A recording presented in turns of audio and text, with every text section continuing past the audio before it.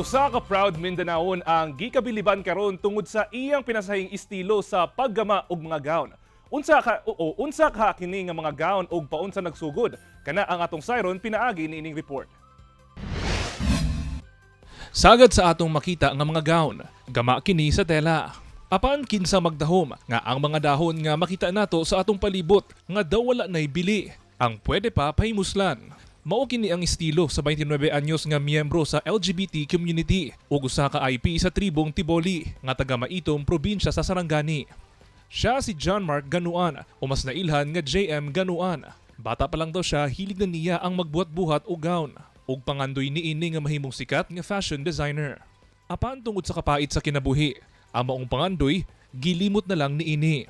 Hangtod sa nakaunahuna kini nga gamiton ang mga dahon sa iyang palibot, sama sa dahon sa saging, papaya o guban pa, isip alternatibo sa paggama o gown.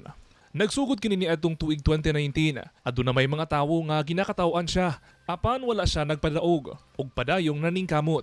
A member of indigenous people which is Tiboli po. Malapit po talaga kami sa sa environment or sa mga natural resources po. Kaya yung mga dahon po hindi po siya malayo sa amin na makita at mabigyang halaga po at gagamitin sa larangan ng art or fashion po. Dako ang pasalamat ni JM sa mga tawo nga mihatag ganiya og oportunidad, ingon man pagsalig sa iyang abilidad sa natad sa fashion. Si JM ilado na sa ilang lugar, hasta na sa tibuok Pilipinas, o ginakuha na kini nga fashion designer sa mga beauty pageant, debut, birthday photoshoot o guban pa.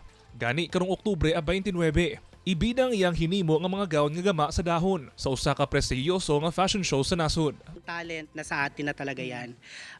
Ang kailangan lang siguro, wag tayong matakot, wag tayong mahiya, kahit na ibabash or bigyang hindi magandang reaction yung mga tawag dito, mga creations natin, pero mas mahalaga talaga na i-push natin kung ano yung mga natin, yung mga dreams natin. Then Dili man basta-basta ang iyang naagian aron makabot ang maong kalampusan. Kini pagpakita lamang nga porsigido ug adunay kumpiyansa sa kaugalingon, inubanan sa pagtuo sa Ginoo. Dili imposible nga makabot ang pangandoy sa kinabuhi.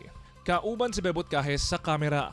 Ako si Kent Abrigana para sa At Home with GMA Regional TV.